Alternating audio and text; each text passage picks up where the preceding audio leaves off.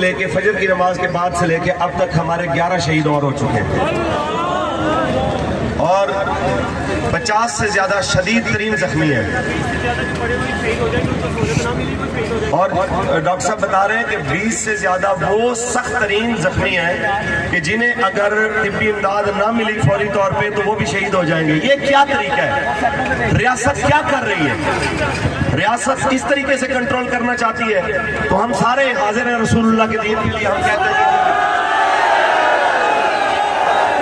غوری عبدالی تم دشمنوں پہ تو نہیں چلا سکے, ایک ہی بار چلا لو تاکہ تمہارا سر درد ختم ہو جائے. کچھ شرم ہوتی ہے, کوئی حیا ہوتی ہے.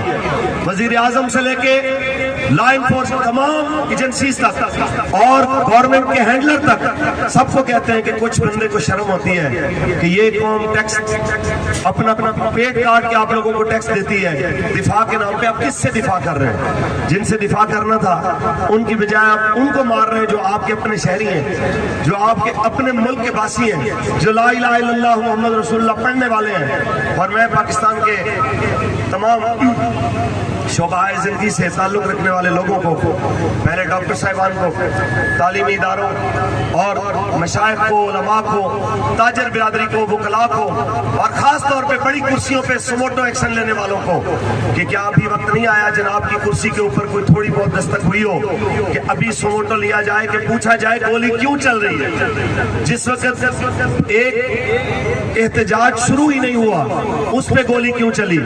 احتجاج آ کے یہاں پہ ٹھہر جاتا ہے اس پہ گولی کیوں چلتی ہے؟ اور پورا پاکستان ایک ہی سوال کر رہا ہے گولی کیوں چلائی ہے بتاؤ تو صحیح. اور یاد رکھو اس کا جواب تمہیں دینا پڑے گا, انشاءاللہ دینا پڑے گا اس کا جواب.